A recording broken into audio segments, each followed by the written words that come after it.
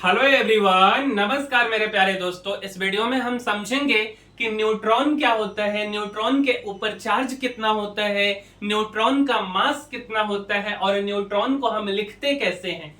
तो मेरे भाई, जैसा कि आप नाम से समझ चुके होंगे कि न्यूट्रॉन का मतलब होता है जिसके ऊपर कोई भी चार्ज नहीं हो। मतलब न्यूट्रॉन मींस न्यूट्रल चार्ज या नो चार्ज। न्यूट्रल का क्या मतलब होता है मेरे भाई, सिंपल भाषा में बोला जाए तो नंबर ऑफ इलेक्ट्रॉन और नंबर ऑफ प्रोटॉन बराबर हो जाए, मींस एक दूसरे को दोनों कैंसल आउट कर देगा, डेट मींस वह न्यूट्रल हो जाएगा, नो चार्ज हो जाएगा। अब दूसरा बात आता है कि क्या न्यूट्रॉन के ऊपर कुछ मास होता है। तो मेरे भाई, मास के लिए हम आपको एक बात बताना चाहेंगे कि यह जरूरी नहीं है कि किसी बॉडी के ऊपर चार्ज हो ही, बट अगर बॉडी है तो उसके उसके पास कुछ ना कुछ मास होगा। मींस न्यूट्रॉन के पास मास तो है बल्कि चार्ज नहीं है। तो मास कितना है मेरे भाई, तो मास होता है 1.675 इंटू 10 के पावर माइनस के 27 केजी।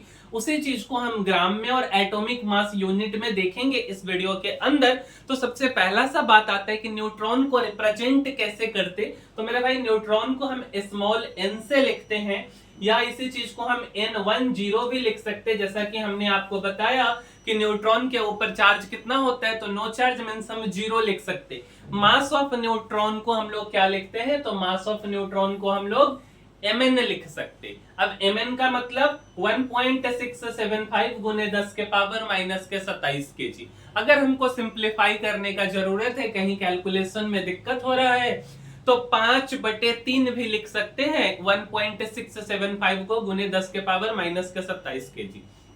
अब मान के चलो कि आपका क्वेश्चन आया कि इसको ग्राम में कन्वर्ट कर दीजिए, तो 1 केजी बराबर होता है 1000 ग्राम, और 1000 ग्राम मतलब 10 के पावर 3, और 10 के पावर माइनस 27 यहाँ पे ऑलरेडी है, तो 10 के पावर माइनस के 27 और 10 के पावर प्लस के 3 बन जाएगा 10 के पावर माइनस के 24।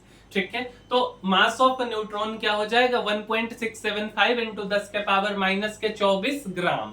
अब यही चीज अगर हम एटॉमिक मास यूनिट में बोलना चाहें तो mass of neutron 1.00866 AMU। AMU का मतलब एटॉमिक मास यूनिट।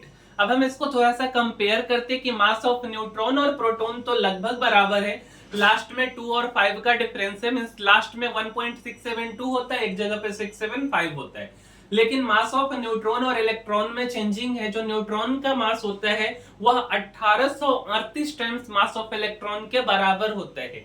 ठीक है, तो मेरे भाई इस वीडियो में इतना ही, मिलते हैं अगले वीडियो में। लेकिन मेरे भाई, वीडियो में आगे बढ़ने से पहले देखो, इधर ना सब्जेक्ट वाली बातें हो गई कि इलेक्ट्रॉन क्या होता है, प्रोटॉन क्या होता है, न्यूट्रॉन क्या होता है। लेकिन अब ना यार 2025 चल रहा है, और 2025-30 जो भी आएगा आने वाले सालों में, पढ़ाई के साथ हमें एक स्किल भी आना चाहिए, जिस स्किल के माध्यम से अगर हम कुछ पैसे को कमाते हैं तो उसको इन्वेस्ट करना सीखें, या हम उससे कुछ कमाना सीखें। तो मेरे भाई, उसी के लिए हम दूसरे चैनल पे अपने वीडियो बनाते हैं स्टॉक मार्केट से रिलेटेड, फंडामेंटल एनालिसिस से रिलेटेड, टेक्निकल एनालिसिस से related, basics of stock market से रिलेटेड। तो अगर आपको थोड़ा भी इंटरेस्ट है एक नए स्किल को सीखने में, तो आप जा करके इस चैनल को चेक कर सकते हो। और अगर आपको अच्छा लगता है तो 5-10 मिनट रील्स देखने की बजाय आप इस चैनल पे निवेश करो। आने वाले कुछ सालों में आप अपने आप को एक अलग लेवल पे पाओगे। जितना सिंपल हो सकता है